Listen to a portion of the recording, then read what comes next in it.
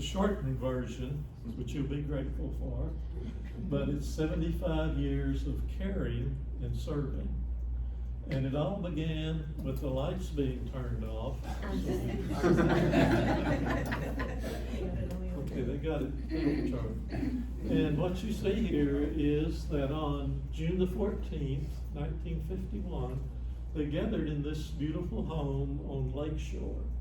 That home is still there.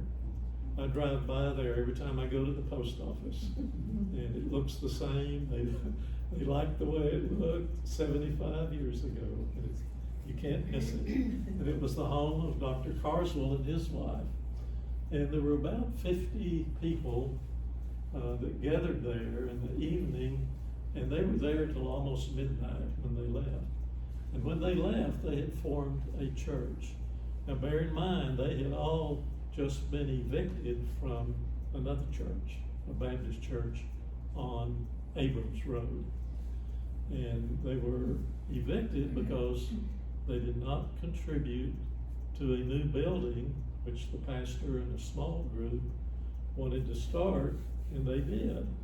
They got the contractor, they had it all going, and then they made up pledge cards for everybody to pledge. And if you didn't, you were handed a letter of dismissal.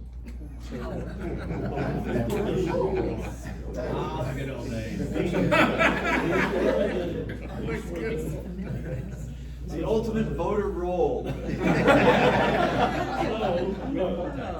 You may wonder, in the early church, why didn't we do pledge cards? They did not even talk about pledge cards ever.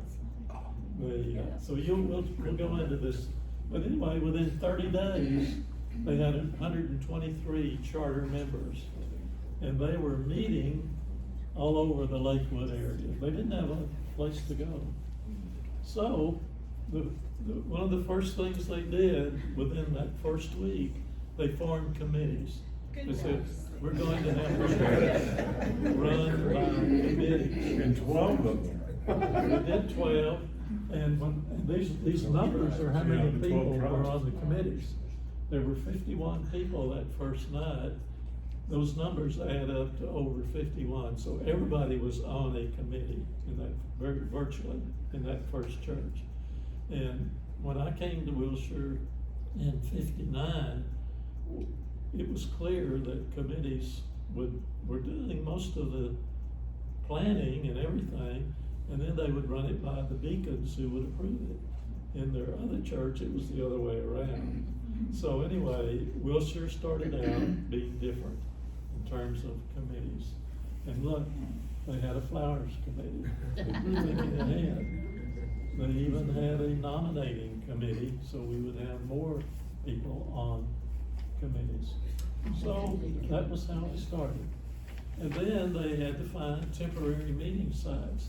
Their first meeting was not in the Wilshire Theater, but it was in a facility there close to the Lakewood area, just the people who had already gotten together. But by the next week, within 2 weeks, they had talked the Wilshire Theater into say, let us come on Sunday and have our service here. And they paid a nominal amount, and they used that for years and years until they had the chapel over here built. And they also had Sunday night service at Camel's Ice Cream Parlor, which was in the Lakewood area. And of course, this was torn down years later. It's not there now, but it was on Skillman and Mockingbird in that area. How many of you have ever been to Wilshire Theater to see a movie? 1, 2, 3, 4. Okay, a few of you. But it's been several years but it was a good theater, and they were very gracious to Wilshire to help us get started. So, what was the really important things with that small group of people? Well, number one was missions. The first day they had their services, they started raising money for Lottie Moon. That's the Baptist mission offering that was taken usually around Christmas time, as I recall.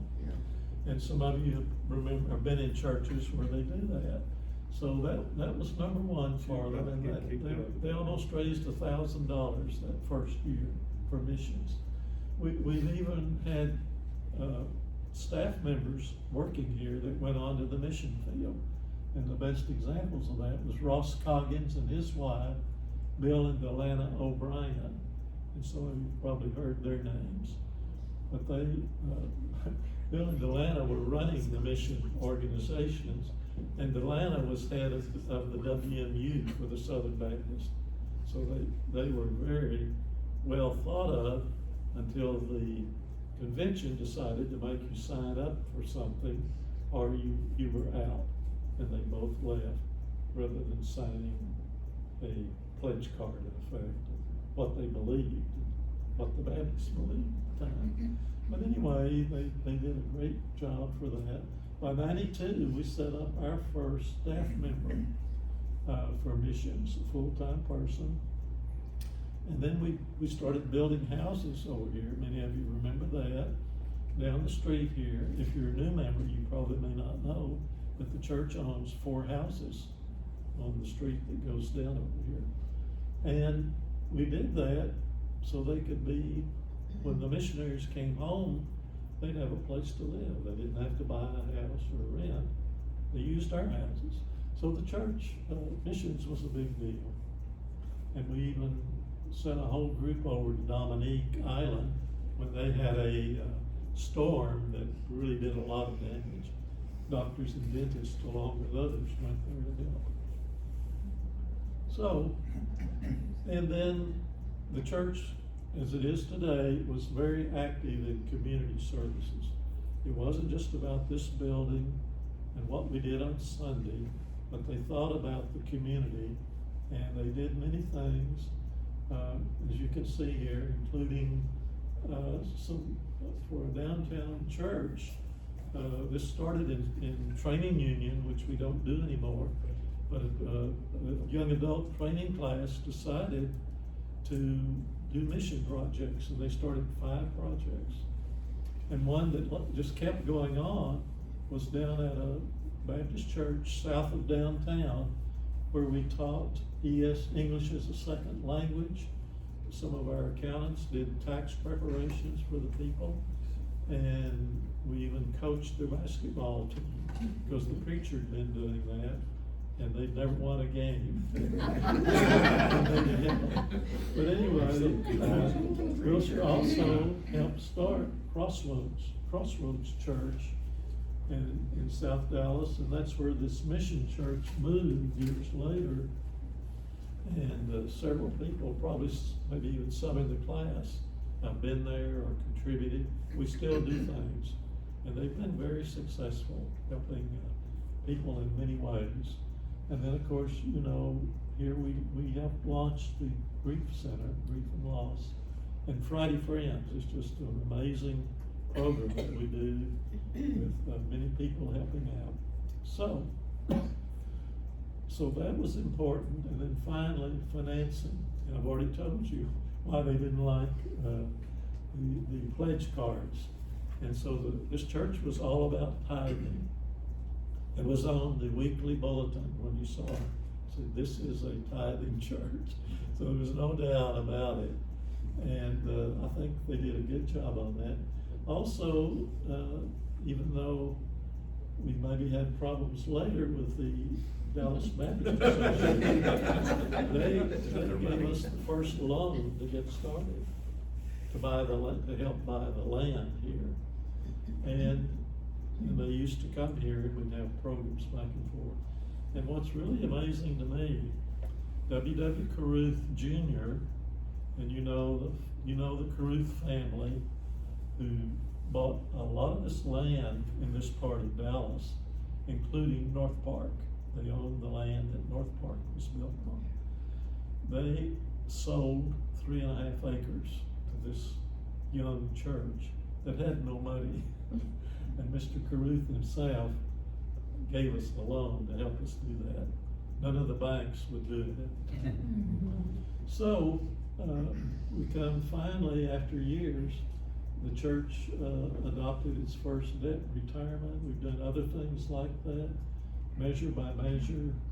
You know, many of you have been involved in these.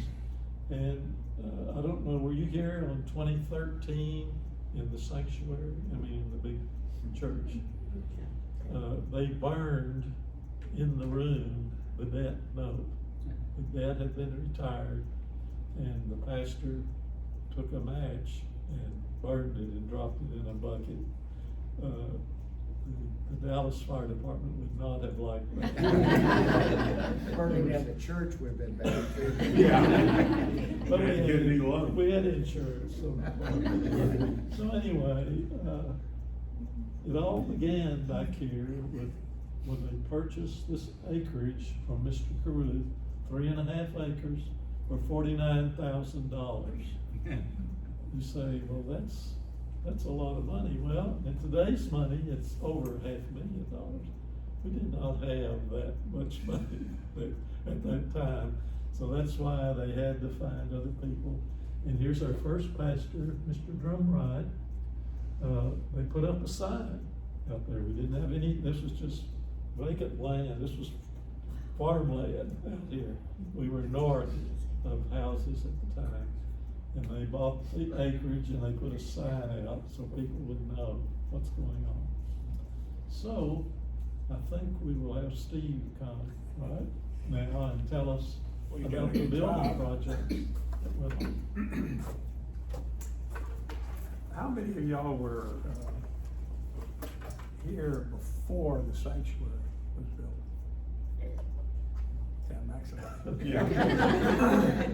Yeah, I'm on this history committee because I'm older than the church is. As Max said, Caruth, they found, I'm gonna go back one slide here. They found this lot. He was starting a whole development out here, and he had a hillside over there. He had 3.5 acres he was holding here. And the church found it in June or July of '52. And he agreed to hold it until they could come up with $20,000 down payment, and then he would finance the rest of it. And it took him until November to get that $20,000 down payment. Closed on it on November 23rd,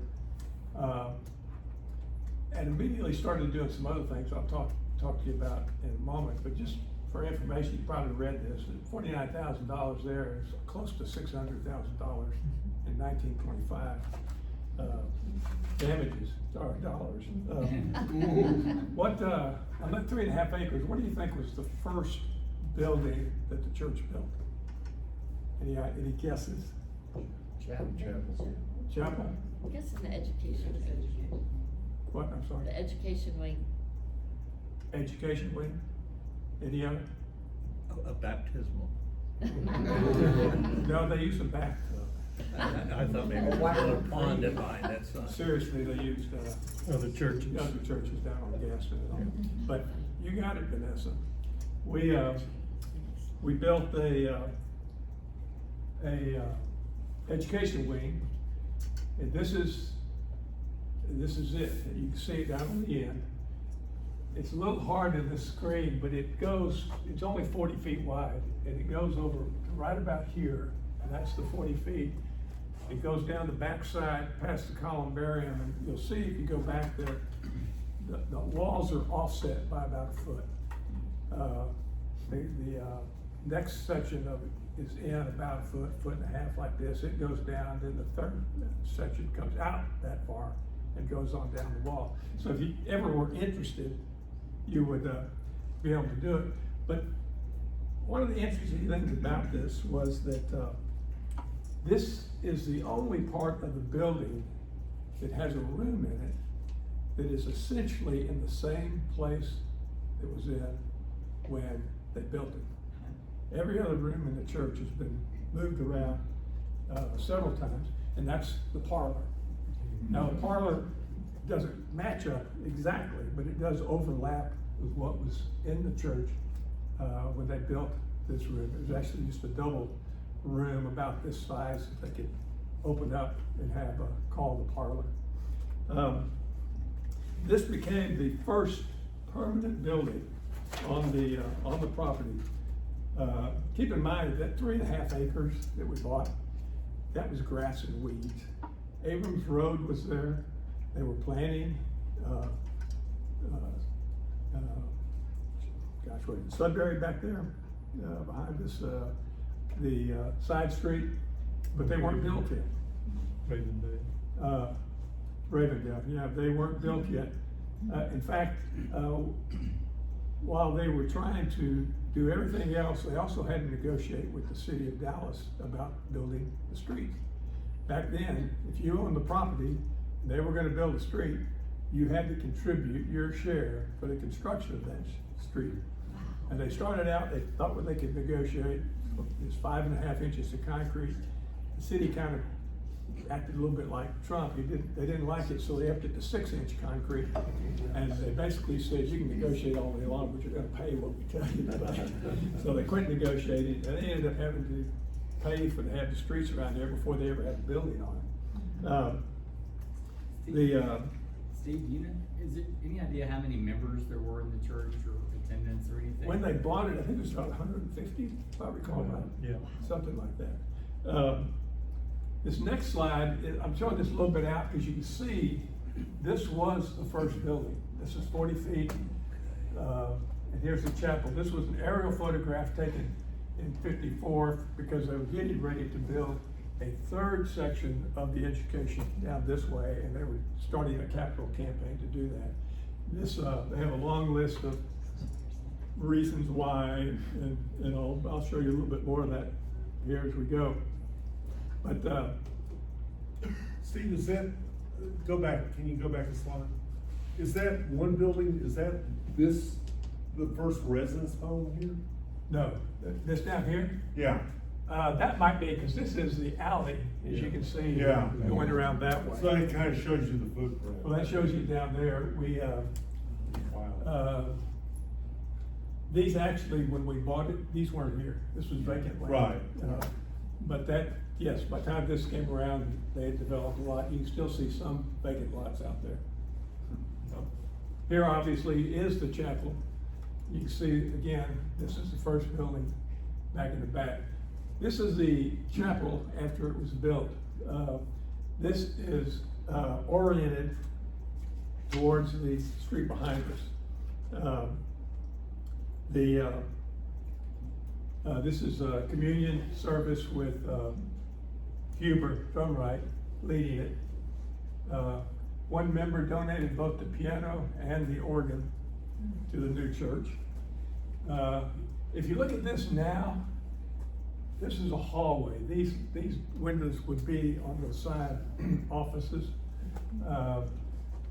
Basically, the baptistry would be out in the hallway behind the chapel. Because the room's been flipped.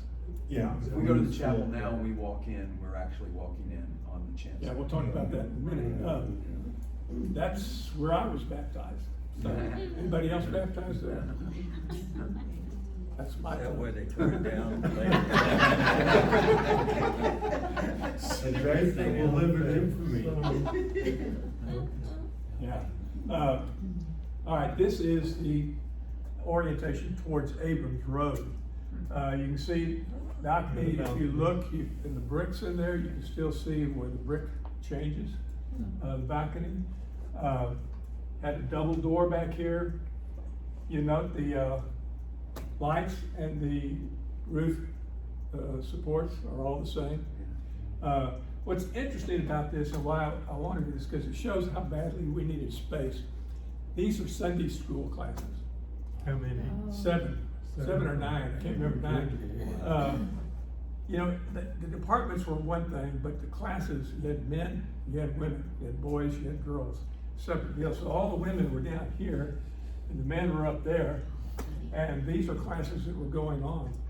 And I've often wondered, which would be worse, join a church that needs a theater, or join a church that doesn't have any room for anything, you gotta put up with all this noise in there, but for whatever.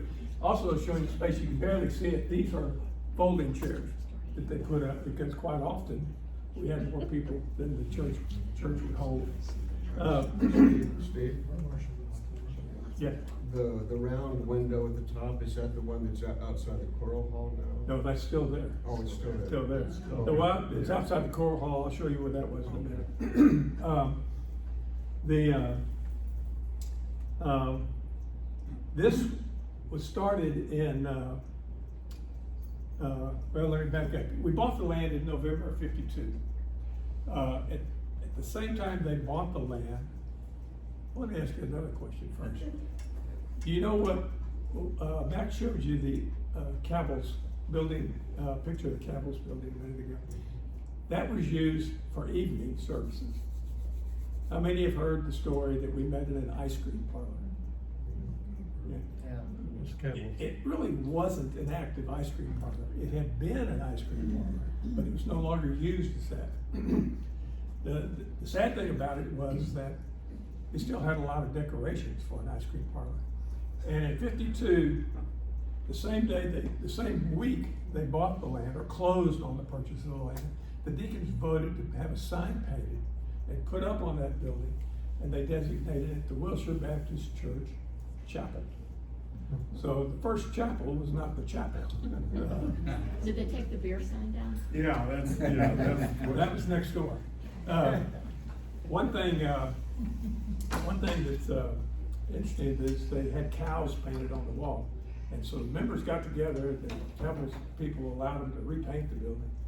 And Hubert Drumright said he reserved the right to paint over the cow that was at the end of the room that he had been preaching to for a year and a half.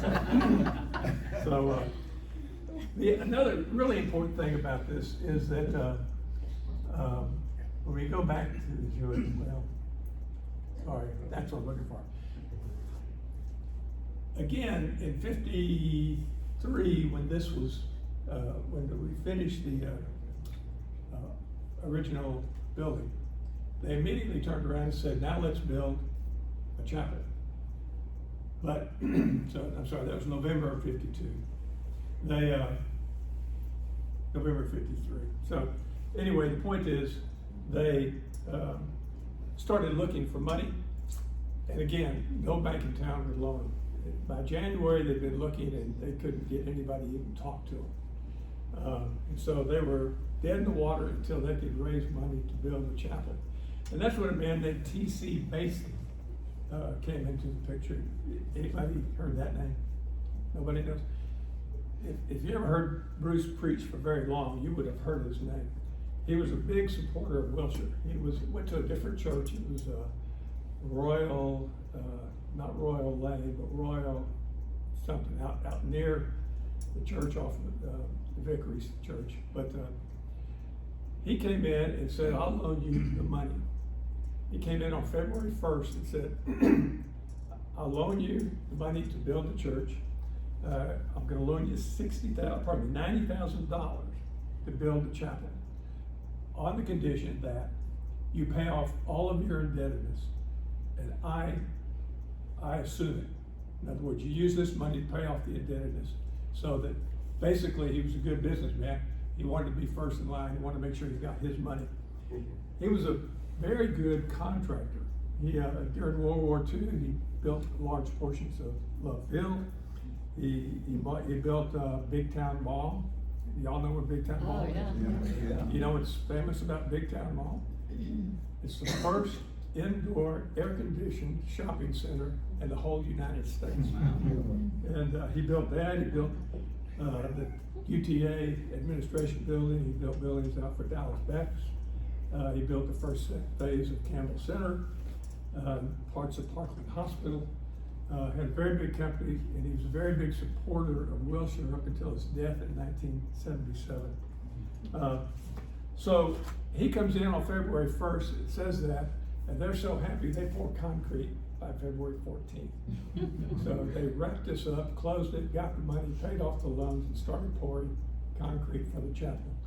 And it took, I think about 4 months for the chapel to be built.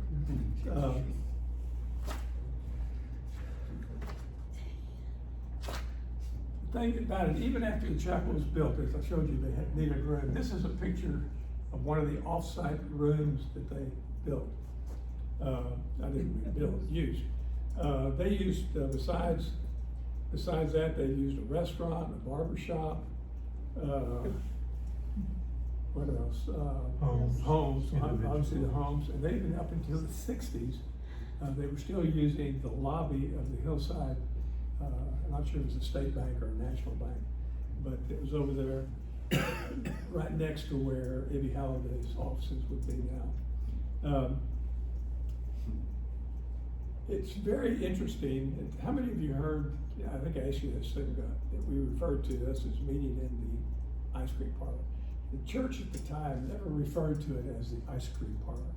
If you look at the bulletins from the start till up until they finished the chapel, they always referred to it as Gaston and La Vista. They would say the morning services are at Wilshire Theater, the evening services are at Gaston and La Vista. And in between, they had individual home addresses where all the Sunday school departments would be. And as soon as they got this built and moved into it, they changed. That would be on about November 6th of '53. They changed it to the bulletin from that point on became Volume 1, Number 1. And they changed the name from, they didn't say the theater anymore, they said it would be in the chapel. And before that time, they only referred to the chapel as let me back up. They did start referring to it the chapel after they named it the chapel, but they never referred to it as a meeting in the ice cream parlor. So. This is a picture of the first architectural drawing of the long-term vision of the church. This was built, this was part of the architectural contract that designed the chapel. They used this on that same brochure I told you about it as they were trying to gain financing or money, contributions, to build this second education wing. Obviously, it's a 3-story wing. It also had a basement in it. So a lot of, several other things they planned. Caruth didn't like the 3 stories. He felt like that was gonna hurt his home sales. So he would not approve the 3rd story. He had the right to approve whatever we built on the property. So we had to drop that down, and then when we priced it out, the basement was gonna be way too expensive. So we ended up with just a 2-story. You notice the balcony, since none of you were here before this was built, you were not here when we had the balcony. We did have a balcony, and I'll show you some more about that, because this was only 40 feet, and these were gonna be 60 feet. So we had openings and entrances, we needed to close them off. And it became the longest time we had a balcony. When I joined the church, this was my Sunday school class. We would open the windows and sit in the windowsills on pretty days. And we used to, there's several things we could do on the balcony, but that lasted until about the mid-'80s, late 80s, when we did some major renovations, moved offices, and at that point in time, we took down the balcony and brought the wall out. And you ask about that, there was a window there, and that's the one that went up to the choral hall when they put that out. All right, here's just another picture. You can see the balcony there, and I bring that because we don't have really any good pictures of the first education wing. So we have to kind of pick and choose what we use. This is the picture that existed, the way the church looked when my family joined. This is where the balcony ended. This is where the third section that was added on. This is the 4th down here, and then the 5th later on will be where we finished up. The white space in the middle is basically an exit And all this space between there were two parking lots, basically one like we have now, one like that on the other side, down here on this end of the building, and then grass in between. We could play baseball out there on Wednesday nights. You hit a home run if it landed in Abrams. So that door pretty much lines up with the center line of the church. Here, obviously, is the end of it, where we have the sanctuary built in 1966. The seating capacity was less than what they had hoped when they, on the first architectural drawing, they'd hoped to have seating for 2,000. This is only 1,100, and that's basically what we ended up with. This last, or nearly last, this is the current floor plan, and this is what I was talking about, the idea of the parlor. This is pretty much in the same place, except it would have been more like this, moved over a little bit. But that's the only place I could find that remained the same other than the chapel. And so I show that just to give you some idea of how this was planned back in 1954. I think, to me, it's very significant because we left Lakewood Baptist Church intent on building another church. We didn't leave intent on joining another church. And we very early on planned to have this grand structure. These architectural plans, drawings, like I showed you a second ago, were always put up whenever we'd have financial campaigns. We'd put these up in the hall as an encouragement to this is what we're building towards. These stayed, the architectural drawings stayed in the pastor's office over the fireplace, which is, until recently was still in the library here. But they would be hanging over the fireplace in the pastor's office and brought out when we needed it. This is showing now that we have completed, you can see on this next drawing, there's several things that don't show up that have still been here. We have the atriums, we have the columbarium, we have the choral hall,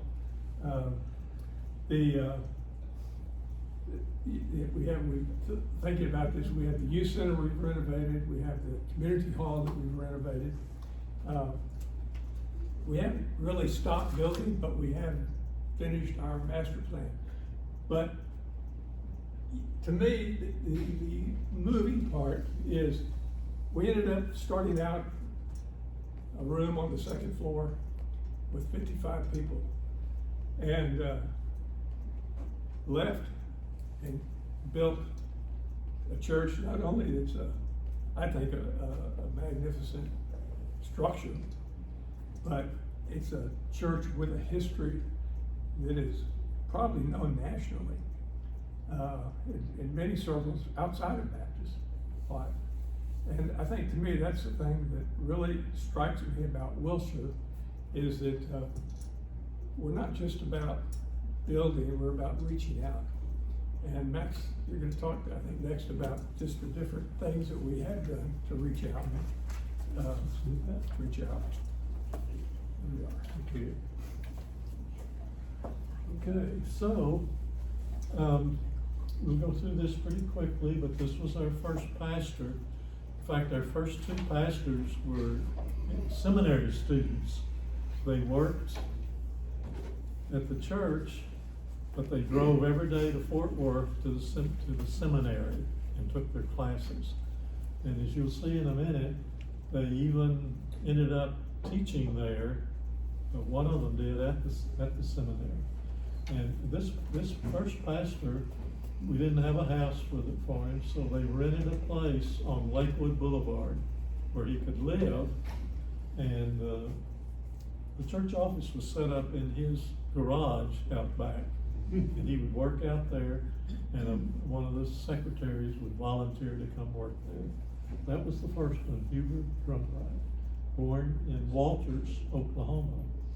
And you can see he later became dean of the school of theology at the Fort Worth Seminary. And then Arkansas wanted him to be the executive secretary, so he ended up there. So he had a very prominent person, this first pastor that we had. And he passed away in 1981 in Arkansas. Ralph Langley then served us for 3 years. And this was when Steve was talking about the 3-story building that finally happened in his administration, and we reached 1,000 members by 57. So that would have been in 6 years they were able to do that. And later he left and went to Houston to the church. Well, he comes to us from Opelika, Alabama. Anybody else know how to say that? Opelika, I think. But he was a good friend of Bruce McKeever up in North Carolina.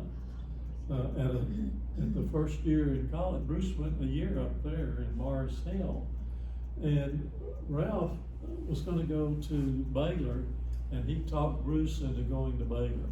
Otherwise, we would never have heard, I don't think, of Bruce. He came to Baylor, and I'll tell you in a minute what he did. And Bruce then came in 58, and he was here 30 years. And his previous job had been in charge of young adults out in the BSUs that were around at all the colleges. How many of you were ever in a BSU at a college? So you know what that was. That was a big deal on the campus. And Bruce would visit those places. Well, by the time they moved him to Dallas, he didn't come here. He came here to work.